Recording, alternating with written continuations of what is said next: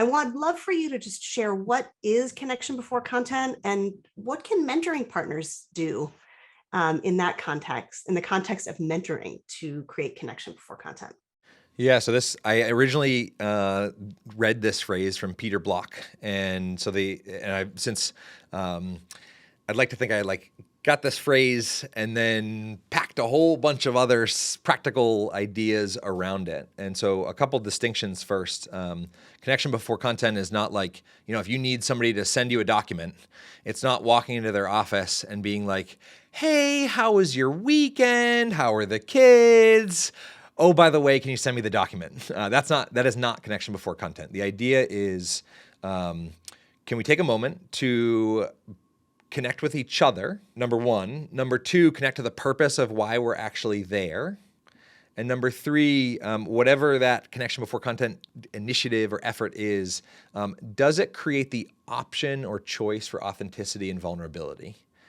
And if you do anything that meets those three criteria, connect people to each other, connect people to the purpose of why they're actually there, and creates the option or choice for authenticity and vulnerability, which is really like, do you give people the option to tell the truth?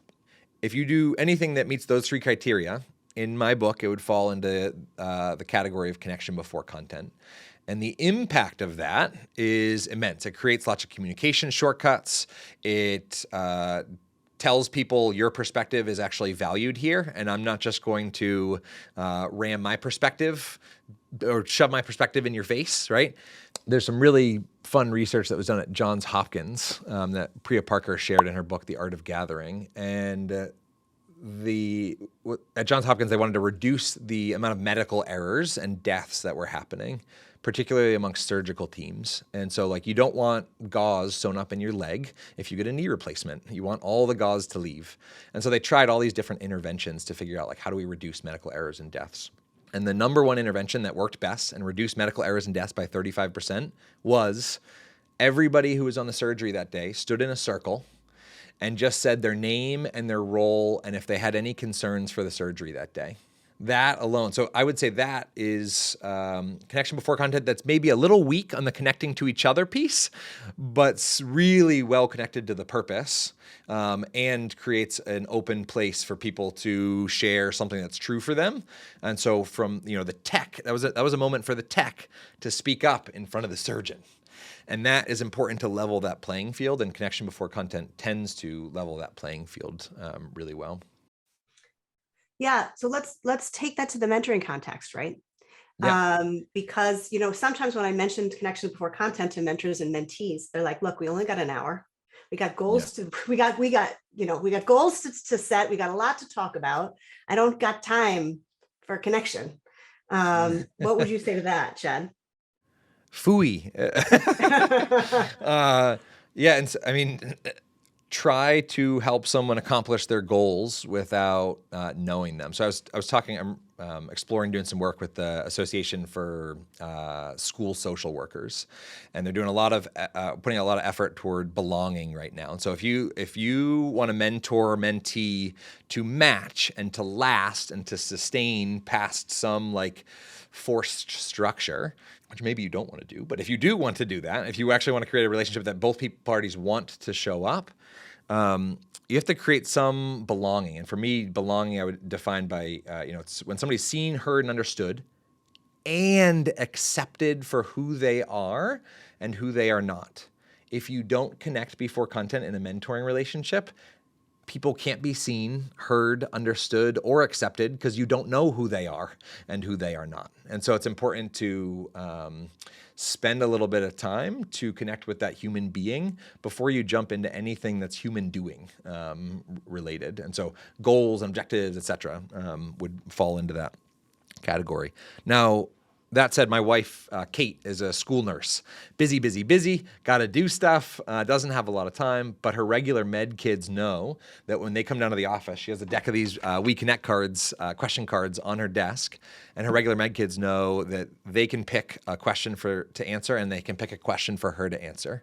It takes about 2 to 3 minutes, which is enough time for her to spare, and one result of that is she's got one student in particular, but many students like to go down and visit her, but one student in particular sprints to her office every single day because that's his moment to be seen, heard, and understood. And so in a mentor-mentee relationship, she's not necessarily in a mentor relationship, but my goodness, if we can have mentees running into a call metaphorically, that's what we want, because that's how they're going to get a lot out of it. That's where they're going to ask questions. That's where the mentor is not going to have to do a heavy lift to drive the conversation, because they're excited, they're ready, they're there to contribute.